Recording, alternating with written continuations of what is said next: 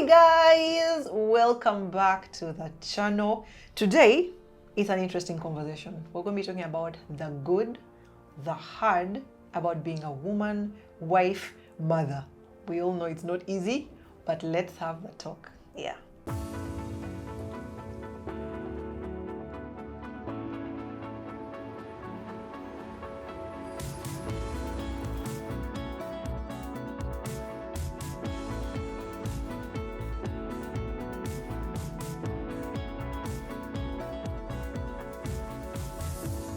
This video is brought to you by Hillcrest Insurance Brokers. If you're looking for a partner to help you understand insurance and safeguard your assets, then Hillcrest is the partner that you need. They'll help you solve tomorrow's problems today. So reach out to them, yeah? And be safe. So lately, I've been really thinking about womanhood and everything that we go through, the good and the hard. And I just thought, let's have a girl chat, about it, and no better person to have it with the amazing Sarah. Welcome to the channel. Thank you, Lisa. How are you doing? I'm well, thank you. Thank you for having me here. Oh, thank you for being here. Maybe just tell them who you are, what you do, and then we can talk. My name is Sarah Kansime. I am a child of God, a servant of the Most High God. I am an aviation lawyer by training. I am a wife, I'm a mother, I'm a business owner, and just someone trying to figure out life as a woman. Yeah, amazing. Thank you so much for being here. So I have an icebreaker question that I want to ask. Okay. So there's no right or wrong answer. Obviously, don't overthink it, but off your head. I know at some point you've thought about it, maybe, because me, I have. When it comes to men and women, who do you think has it easier in life? Oh, wow.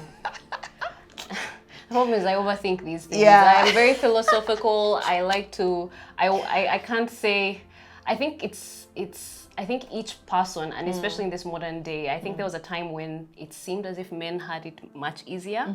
But I think life is not as easy for guys now. Yeah. I think women, we are a lot more independent, a lot more, we have a lot more access, and I think empowerment has worked really well, but sometimes it has worked to the detriment of men. So I think that men these days tend to struggle with identity more than they used to in the past.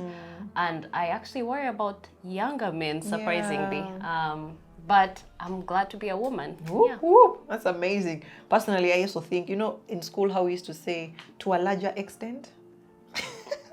Me, I feel like to a larger extent, women were going through it. But let's have a conversation, Lots of women are out there, and sometimes you want to know that other women are going through what you're going through, because sometimes you can think you are alone. Yeah, that's true. So I have my list here of the good and hard about being a woman, a wife, a mom, and maybe I think you have yours. Yes. So let's just go through some of them and Compare some notes. Yeah, compare some notes.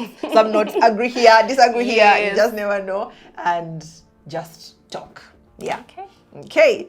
All right. So when I was thinking through this video, one of the hard things I think it's hard for women and also for moms out there is the idea of having to kind of leave your work, or because you're always thinking about, I know every mother at some point thinks about, but is this really worth it? Shouldn't I just stay home and be with the kids? Like, I feel like men just never go through that. Like, they never think about that. So I feel like it's a hard thing, kind of losing yourself or leaving your work to come and stay home. Now, I know it's a beautiful thing to look after the children, but I feel like it's hard. Have you experienced that with your friends or with people that you know when it comes to giving up yourself for your children or your family? I think that's a very good point. You've really gone right to the heart of it. Yeah. I think any working wife and mother has wrestled with those issues. Yeah. And I think I'm also currently in that, because there's something about I am a mom of 2 girls, and all my children are under the age of 6. Wow. And I think that this is a very precious time in their lives. And as a wife, as a mother, as a worker, you're having to compete so many different priorities. Yeah. And, you know, sometimes I think we go into it thinking, oh, it's kawa. When I get married, I'll have children, Yeah. I'll go on maternity leave, I'll hire a maid, and then, you know, we'll just, you know, I'll come home and do all the great things and make sure that I have time with my kids over the weekend. And over time, you start to realize, well, there are certain trade-offs that you're having to make in order to keep your boat afloat. Yeah. So yes, you are. You can describe yourself like I explained. I am all these things. All those amazing things. They sound great, but like you don't really see what sacrifices go into making those things happen. And I think some people describe it as, you know, like you're kind of juggling balls and something has to give. Like somewhere we would love to have it all in as women. Would love to say that we have got everything great and you know we want the world to see that about us. But somewhere a sacrifice is being made. If it's not at work, it is at home, it's in your marriage. And I think mothers of younger kids and families, even husbands and wives, usually in those early years, I think we struggle the most because there's so much giving that you're having to do. Yeah. And so I totally agree and I relate with that. It's a really, really big struggle. Yeah. And I think the good thing about it for me, I left my job a few years ago. Okay, maybe now 2. Are they 2? Well done. 2, I think. You know, and the truth is, it has changed my motherhood journey. Like just being able to raise those children. Like you see them, you see their temperament, you understand their strength, their weaknesses. And sometimes because I left because I felt I was not present enough. You know? Yeah. So having to make that decision, it's tough. And sometimes you feel like, why me? Can't another person give up their dream or something, you know? But then it has to be you. So I see the hard, but I see the beauty in just being there for your children as much as you can. Yeah. And can I ask you a question? I know you usually ask questions. Yeah, but yeah, can I ask you a question? There are some of us who go through that same decision making. You feel like there's something more I should give my children, but you're not sure. Like maybe they'll manage. Other kids are They'll grown up. survive. You know, they'll survive. Like, do you feel like going back, you would say, why were you even thinking about it? Or do you think that, oh, maybe I could have waited a few more years or they would have been fine? How do you feel about that? I actually feel like it's the best decision I made because, you know, as I was in the workplace, my heart kept breaking. And like for some it breaks more than others. For some it's just like, yeah, okay, yeah, but there'll be a kawa, or they don't even have an option to do that. You get it? Single mothers. Like, oh my you can't gosh, even how do they do it? It's not, you know, Yes. So for me, I had the option, okay, my husband is working, so at least I can make that sacrifice, you know. So many moms don't actually experience that. But for me, I feel like it's been the best thing. And even after I'm now home more, I'm not actually home like every day. You get, no, I'm shooting. I'm not there. So sometimes the guilt when it comes to the moms who are working, they're thinking, oh my God, now for example, maybe Lisa is there at home with her kids every day. You get it? So either way, I'm not here, like I'm not with them like 24/7 because I've learned that I can't be with them 24/7. Only God can. So I've made peace with that. But then of course, being more present has helped me on my parent. Like you feel it. I feel it. I know this is the best thing because they will get another accountant, you know. In fact, I felt like, oh, when I go, they will struggle. I know. What was it? How can I betray my employer like that? Oh, they get someone else who's even like, wow, she has no family, so no more. My child is sick. Immunization. You know? You get. They quickly move on, but your kids, especially in that time, are growing up and a lot is forming and shaping their perspective. And if it's not you, then Did you see them change? Yeah, I did. Because I could now see, oh, my son is more like soft-spoken, he's a bit timid, he's not as outgoing. So now I have begun to even work with the teachers when he say at school, how to make him more confident. I go for the meeting, like you get it, because now you get to see each and everything. Prioritize exactly.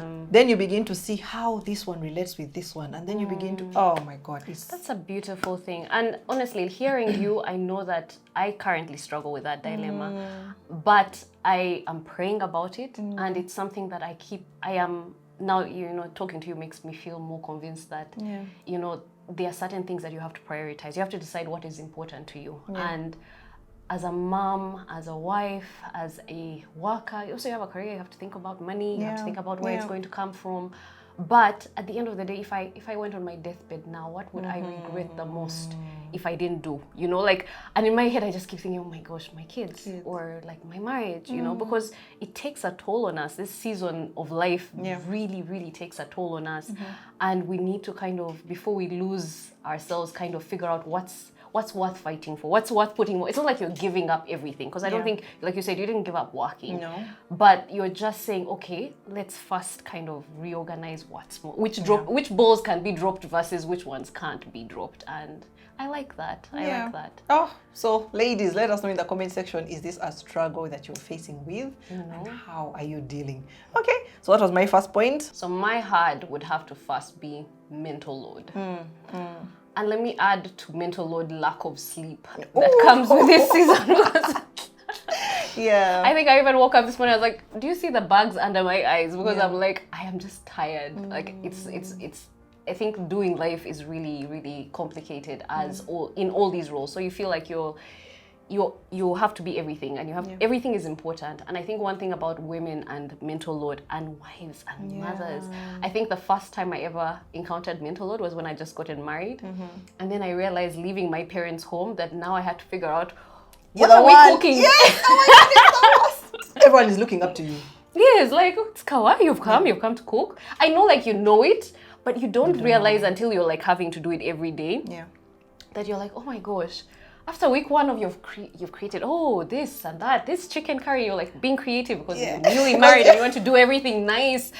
And you're like, week 2 and week 3, I'm like, when does it stop? When does it stop?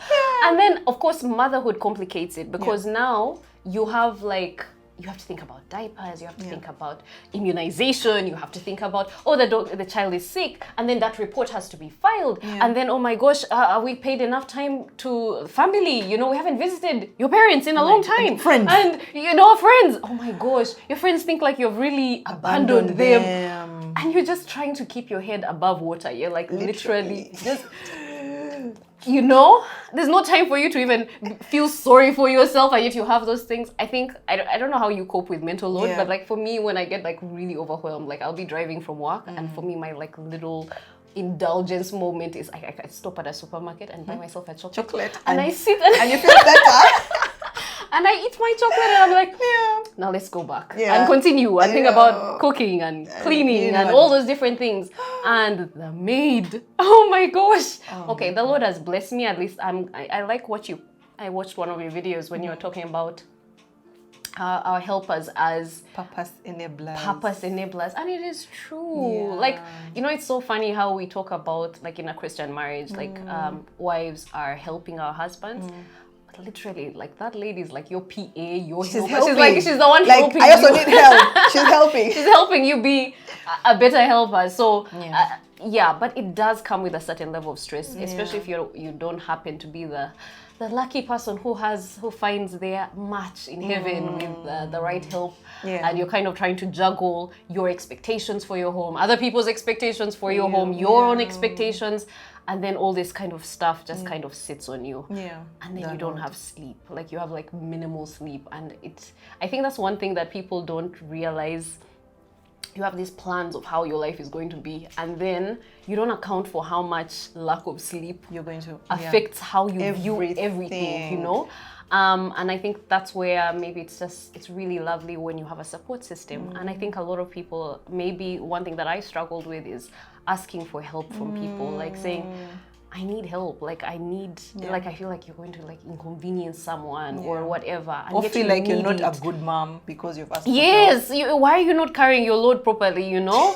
Why is this stuff not working? But the truth is that we do need help, we do need support, we need that village. And And I think that one thing that I'm really grateful for is family. Yeah. Like family has really supported my family, my nuclear family, in kind of managing the stresses and the balances that happen. And you know, and still, and a good part of family is like, still keep going, keep working, keep doing these things. We'll be here to catch up the load. And even friends, you know, and really, community. It's I really appreciate them for that. So on Sunday, speaking of mental load, on Sunday, what church, you know, we had gone I'd gone with Steve, and the kids were in Sunday school, and we were just with Royo.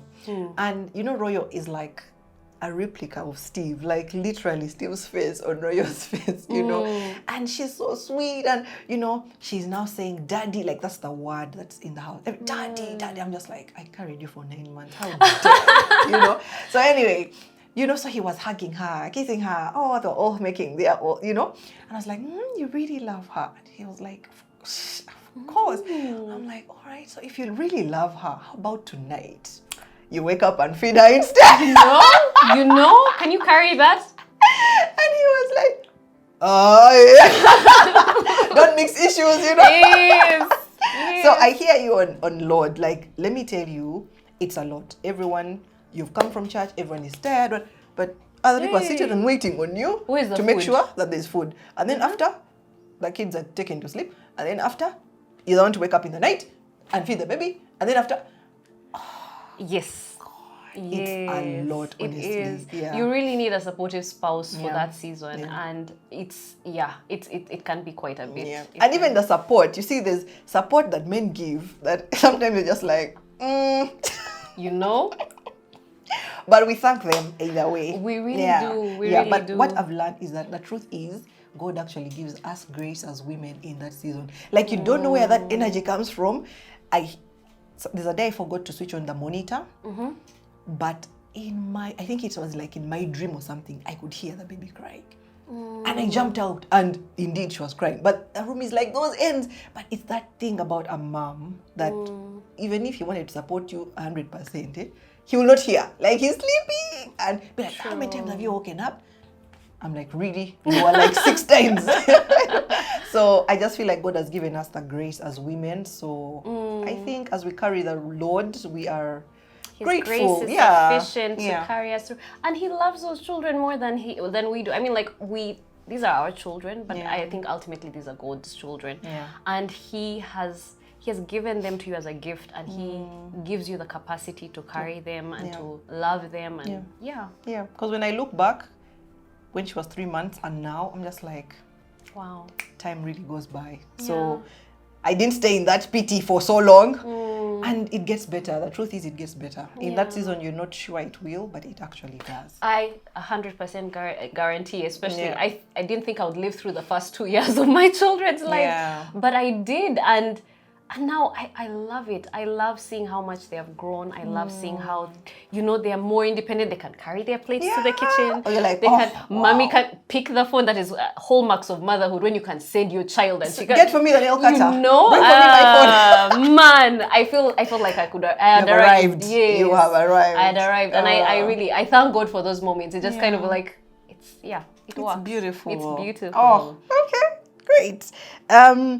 I thought I would talk about something on womanhood, just being a woman. I think one thing women struggle with is just, you know, they say we are vulnerable, we are weaker, you know, like by nature, in size, in, you know, the way we are built or things like that. Like, you want to take a walk in the evening, you can't. Like, without feeling like, am I okay? Am I safe? Like, I feel like men never get out and feel, will someone like kidnap me, or, you know, take me or harm me, you know? I don't know. Rinaldi is shaking his head. But like, just being a woman, you have to always be aware of your surrounding. Or, am I safe? Is this a safe space? You know, and things like that. And for me, that thing just really is like, that's hard. I just can't live life, you know? So I found that that's hard, just about being a woman. Yeah. So I know we tend to be a lot more, maybe it's in our DNA to be more security conscious. We want to be safe. We want to be secure. I think it even plays out in our marriages in the sense of like, do we have what we need, you know? But I guess the positive way to look at it is that we have a way in which we cover our backs or cover our families' backs in thinking of things of like, if we're packing for something, make sure that you have all these things so that our family is taken care of. You're like, you have kids, you need to have that sense of danger to be able to say, no, this is not a safe space for them to be in. Because if you didn't think about that, what happens? You know, like you hear stories of sometimes you leave the children with someone else and they don't even think about those things. But you've like, thought about it. Yeah, you know how the layout of your house is. Don't let the child go out there because she'll climb over the, you know, like you're always thinking about all these things. And I think that's part of the nature that God has given us. So it's hard, but it's also maybe designed within us so that we can be able to protect those who we love. Yeah. And I've also found that even as a mom, being a woman, I'm more aware, especially for my daughter, of who is at home, who comes in. Oh my goodness. You know, like, is anyone going to take, like, you are so alert. Yes. I thank my mom for, because my sister and I are the first and second born, and my mom was always so cautious about those things. She's like, I think that a lot of children experience sexual abuse when they are young, most times within a setting that is very safe, presumably safe. And it's so sad the number of people who have found themselves in such difficult situations because of, you know, whatever, unsafe people or circumstances. And so it's really important, you know, for us as moms to always kind of think about those things. And moms of girls, I know you're like, where am I taking my child? Who am I leaving them? Who are that's part of the mental load we have to go through, but it's like a necessary thing. I don't want at any point someone calling me and telling me, you know, and I'm didn't like, think what? about I didn't think about it. You'll have so much guilt. Of course, you can't control everything, and like you said, it's God who really watches over our children. But as far as it is within our capacity, we want to be there for our children. We want to make sure that they are safe, that their innocence is preserved during their childhood, so that they can grow up and be full adults without so much baggage. You know, like there's so many people who are carrying around baggage from, you know, from past people who are horrible and did horrible things to them, and that's not nice. So my next hard is identity. And I think it's one of those things. I tell a story how when I gave birth to my firstborn, I went on maternity leave. Great, I was working and all that, but like within a month I was starting to feel depressed. I was like, I've lost myself. I don't know who I am anymore. I have no value in this world. What am I doing? And it's so sad. I'm like, motherhood is supposed to be this amazing, amazing gift. Like, do you know how many people want to be mothers? And it's not something that's a guaranteed. And you have this precious life. And I love my daughter, and I love that, you know, I'm in this season of life. But somehow, I didn't realize the trade-offs of the season of like, I felt like I was becoming less of me. And I think it also happens a bit in marriage, although for me, I didn't feel it so badly because I have such an amazing husband. So like, I feel like I'm his friend or he's my friend. And so I feel like I get to still be myself, although there are certain roles within the wifely duties. One of the things my husband keeps saying is like, you don't have any hobbies anymore. And I'm like, I have no time for hobbies. I know. Like, and you know, like when you went on your dates, when you were dating, you had all these things, these interests, these things you used to do. Now you have no time for interests. You have no time for things to do. And like, but you're still married. You're still supposed to be interested in each other. And you still have to kind of figure out who you are. And I think it's important, even just for our mental well-being, to have that thing that kind of makes you feel like yourself. And that's a struggle. I mean, like, it's a struggle for me, but it's something that I'm trying to be conscious about and say, okay, what is it that makes you happy and joy and bring And I think with social media it's also a bit harder because now it becomes everyone else's thing that becomes your thing. Like now this is the thing that everyone is doing. So I think I'm sure it'll make me happy. But like, what is it that makes you you, and what makes you, you know, joyful and happy and alive and you really? And I think that's really good because I recently went to Cape Town. And I didn't go with Steve. Like, I always go with him everywhere. But this opportunity came, and I had to go alone with other people that I did not know. And when I came back, of course, asking people, what do you want to ask me about the trip? They're like, why don't you go with Steve? Where is Steve? Why is Steve? Yes. Steve became Steve. Because in your wifely role, you're kind of seen together. Yes. And without each other, it's like, how are you, Lisa? Where is Steve?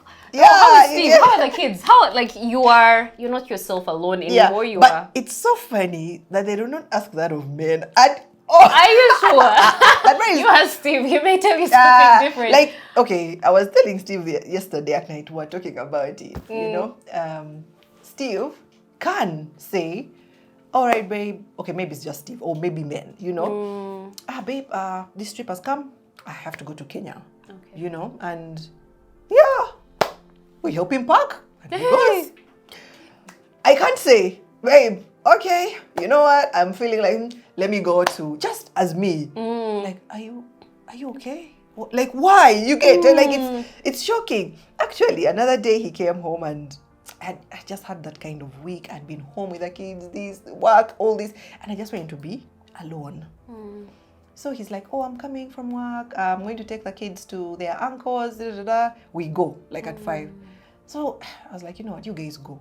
Like, you go. Of course, when he reached the airport, I was like, hey, what's wrong with Lisa? Even when he came back, I was still in my zone. I wanted to watch my series without anyone disturbing me. And he just texted me, are you okay? Like, what's going on? Like, this is not you. Because the you is like you're always carrying everyone, you know, and things like that. So as a mom or a wife, you don't just get to enjoy you sometimes, most times. Like, do your hobby. If you like watching a movie, if you like just going to read a book somewhere, like, you're always thinking about, oh, are the kids okay? Are they okay? Is everyone okay? Is Steve, has he got, like, your mind is always resting. So just enjoying yourself will seem odd for many people. So, and I think maybe it's really hard, and the only way like around it is kind of balancing it out with our spouses and you know, the support system we have. And I think that also, I think it calls for like a healthy relationship with the people we're with, and which leads me to my hard thing is finding time to invest in my marriage, you know, in this season. And I feel like, well, I've been married 8 years in January. Nice. In January. I don't know when this video is coming out, but in January. Yes. Yes. So, and I love being married to my husband. Yeah. But it's different with all the, you know, like the load and all this. Like, we rarely get a chance to just kind of be together and just kind of enjoy each other's company without all this noise and all these things coming at us. And I long for a time when we can just kind of make space for that. Because I think when our marriages are healthier, we hear each other better.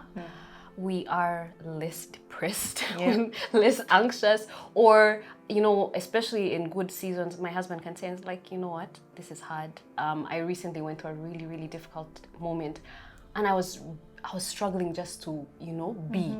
But I loved when he was like, Sarah, stop what you're doing, just go. I'll handle everything. Just go. You know? He could see. He could see. And I knew it was costing him. Like, I knew he had a crazy work day. I knew that there was so much that needed to get done. And he has a lot of responsibility. But knowing that sacrifice, it meant that what he did meant more. But that can only happen when you are in a place where you're communicating. And that's why, like, it's something that I would hope to invest more time in, building spaces just with my husband, not husband with kids. Children. We're going for a wedding. We are doing, Right? you know, like you think you're spending time when you're doing Activities. things, but it's not actual time, you know, with your person. And that's such a, or with a phone. By the way, actually, we had a conversation with my husband, and I was like, but I'm always like, when we go to church, we're sitting in the same car together. When we're always going places together. And one of the things he said would help us better is if I wasn't on my phone. As simple as that. Like, if we're in the car together, let's talk. Let's talk. Don't be on your phone, you know? And I didn't realize how, like, I think we're like glued to our phones, because I didn't even realize I was spending so much time on my phone. But it's like a decompression method, like you're trying to unwind from everything that's happening. And yet I was like, I need to invest in this because this is important to me. So there was this conscious thing of like, my phone is getting, put it down, focus. Look at your person, you know, and yes, be present, be present. And not physically, but everything emotionally, you know, listen, you know, and Wow. Oh, amazing. Can we talk about periods for a minute? Periods, contraception, and that whole shebang. Yes. It's just like, why? Is there another way it could have happened there? Because every single month, it's like hectic. I don't know about you. I really struggle with period pain. Like, I don't even know how I forgot. Like, I'm always carrying a painkiller in my bag. And, you know, sanitary, just in case. Like, because once the pain starts, before I take a painkiller, that day is over. Like, it gets hard. It gets hard. And I'm just like, but as in? Like, why? You know? And then the whole contraception thing, like, I fear contraception so much because I feel like everything is try and error. Like, what if it didn't work with my body? What if I become big? What if I become fat? What if I get pimples? What if, like, you get, and I was just having a conversation with Steve. I'm just like, but honestly, why can't you just do something about it? Just one, Take one for the team. Take one for the team. But my friend, it's hard because after all this that you're going through, again, you have to think about it. Like, you're counting your days. You're counting. You're the one counting. If you make a mistake. If the period doesn't come for like 2 years. Oh my pressure. gosh. You know, I think it's heavy. And I know, of course, it brings the most beautiful gifts, you know, that we have on earth. But I feel like that pressure is a bit too much. I know. It's and it's also one of those things that I also discovered when we just were getting married, because like we waited to have. Okay, I feel like I've now overshared. Okay. Yes. Okay, so I feel like, so we waited to get married before we were intimate, and one of the things that, you know, I hadn't thought about, like we had good counseling, so they were like, you go sit and talk to a gynecologist and they tell you all and I was like, please, contraceptives have been there for now like such a long time, we'll figure this out. Like we even had our plan, we're going to spend a year without you know, like just, you know, be and enjoy each other in marriage. And I didn't realize contraceptives is such a complicated issue. Like, it seems so, you have all these methods, but everything has a cost. Side effect. And especially to women, like everything from cancer, I know, okay, you'll probably have doctors will tell you, oh, the risk is minimal and all these different things. But like, when it's your body, you're like, I don't know if I really want to go through that. And then you talk to other people and you're like, these are their experiences. I had such huge mood swings, or I bled for like 3 weeks. You know. Oh my God. But I want to give hope that there is. There are things that work. And I think it's really a personal discussion between you and your spouse, basically, what is the best thing that works for you. But definitely peace of mind is worth buying. Really? Is it? Peace of mind is good. Peace of mind is good. Oh, one day I'll relieve that fear. Don't worry, you're still feeling and multiplying that. No. My quiver is full. You have, even 3 your kids have enough. beautiful names. We're waiting for the next one. Someone was saying, what did someone say? The next one may be called Crown or something. Hey. People have said to see yes, like the kind of trend. Royal, Rain, Crown. You just never You're just know. glorifying God all across your children. Oh my God. No, yeah. So for me, that one keeps me up sometimes. I'm just like, no. The one hard thing that I haven't already shared is the thing about expectations that women have of themselves and of each other. Like, you know, I'm on this show with Lisa and she looks so amazing. She's like 100%. And like, I get here and I'm like, oh my gosh, I didn't even think about that when I was leaving home. And I'm like, what is this? You know, and there's like this pressure for us to kind of, you know, take care of ourselves in a certain way, present ourselves in a certain way. And there's some people who find it easier, some people enjoy that process. I don't like shopping. I don't enjoy traditionally feminine things. I just like to just be free and enjoy my life and focus on what I think, you know, matters for that period. But I do realize I'm growing older, and some of the things that I didn't think about before and now I'm thinking about are things like skincare and hair care. And because I have girls as well, and my girls are not like me. They actually do care. They're girly. They'll go in that cupboard like, I want that dress. I want this. And I'm respecting that. I'm respecting the process that they're going through. And I want to see them enjoy that. One thing that I appreciate though is that I have a community of women who affirm that in them. And so I like to see that they, you know, they appreciate those things. But for me, as I think one of the things that just kind of helps me get through is just it's a gradual process in the sense that I don't have to be perfect like day one. Like I just have to take one step at a time, and today this works, and tomorrow I'll see that dress 5 million times, and then today I'll buy it, and then I'll wear it, and I'll feel good about myself, and then I'll move on with my life. You know, like it's one of those things where it's a process, but the pressure is still there. You know, like it's strange. You grow up with the pressure. You know, you see all these things. You say, okay, when I grow up, I'll be like this, and then you're like, oh my gosh, there's still pressure now. And I imagine even when we're 50 or 70, there'll still be pressure as a woman to be a certain way, or to see yourself in, or be seen in a certain way, and yet all you want is like people to see you for who you are, just that. You know, it's not about this, it's more than that. You know, but thank God that God gives us an identity that's not based on what we look like, and that's the thing that really comforts me. I love that, and it's really, really true. Even just society, like you walk into a meeting as a woman, you're expected to look a certain way, or you know, people will judge you according to how you look. Yes, even your value. Let me tell you, yes, of course, it either goes high or it's like, a man can come in shorts and Crocs and still be kawaii at a family gathering, and no one is saying, you, oh my dear, you have to, you know, put yourself together. Put your best foot forward. I see the pressure, even when you don't feel like it. You know, the truth is, I feel like sometimes I can't just be me and be free because of I'm a woman. I have to be put together. My nails need to be done. Oh, my hair. You get it? And yet, I just feel like men are just like living their best lives. Like they are free. Steve can tell me, like sometimes he's just going to wear Crocs and we're going to like shopping. I'm just like, babes, like, me, I'm kawa. And honestly, he has that freedom and peace of mind that I just can't get. Either because it's me or because I'm a woman. I just don't know. But yeah, I feel like the pressure is a bit much. And being content, one thing I've learned from Steve is very content in himself. That's nice. He knows who he is. Like, I've said it before, but I'll say it again. Steve keeps saying, a lion is not moved by the opinion of sheep. If Steve wants to wear what he will wear, and he will be free. And he will be, you get it? Me, I'm there saying, I've repeated this top, I can't wear it again. It's like, but it's yours. It's yours. Who is putting the pressure on you? You get it, you know? So, and you'll see it even in church circles. You have like 4 weddings in like that season, and you have to buy a dress. Dresses. Exactly. They're the same people. They're going to see my dress of like March, but we are in July. You get it? They remember.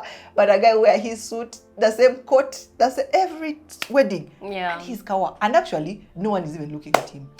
So maybe it's in who we are, you know, made to be beautiful and supposed to be attractive. So I think that goes. Yeah, I guess deciding what we want for ourselves. It's defining our identity and all those big questions. And it's a struggle, but it's a personal journey. And I think that one thing that I really don't want to get caught up, as much as I want to develop in those areas, I don't want that to define me. Like I want my life to be more than all those things, and I hope that we can raise our kids to see also beyond that, and be able to appreciate people for what value they give, because sometimes not even value they give, but even just the intrinsic nature of a human being. This is someone who was created by God, loved by God. Even if he has mud on his face, even if he doesn't talk properly, that person is worthy of respect, worthy of being looked in the eye and affirmed and greeted and loved, and you know, all these things. But it all starts with also loving ourselves, you know, the way we are, and all those lovely things. Amazing. I was about to ask you for your, you know, 1, 2 things you want to tell women out there. Oh. Have you said everything? Because that was a beautiful, you know. That wasn't planned. Let's try it again. So, you know, what 1 or 2 things would you love to tell women out there? Wow. The Lord made you fearfully and wonderfully.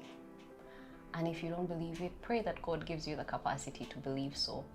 I think that when our identity is rooted in Him, everything else can be built on that. You know, everything else fades away, but He remains. He is strong. He's the one who gives us the capacity to come up in a place that maybe people might even overlook us and still say, you know what, I am valuable, I am worthy because He said so. Or even humble ourselves, because I don't think women these days struggle a lot with feeling themselves. We don't know how to feel ourselves. I think our real challenge is how to balance that with godly humility, and knowing when, you know, when to take a step back, and when to, you know, when to assert ourselves, and when not to feel crushed, and when, you know, that balance is the tricky one, and it only can be found within our relationship with God, and our identity be found in Him, and saying that even if someone so and so thinks I am worthless, He made me fearfully and wonderfully, and I am, you know, and I can still face the world, you know. Oh, amazing. I can't add anything except to say that our beautiful set today is at Canary Hotel. If you're looking for a place to just come and just unwind, this is the place for you. Also, Canary Gardens has, you know, Sunday fun for children, bouncing castles, and all these play areas that you can, you know, bring them and they can have so much fun. So please come check out Canary Hotel and Canary Gardens, and let me tell you, they will have an amazing time. My name is Lisa Kusima. As always, I'm here to inspire.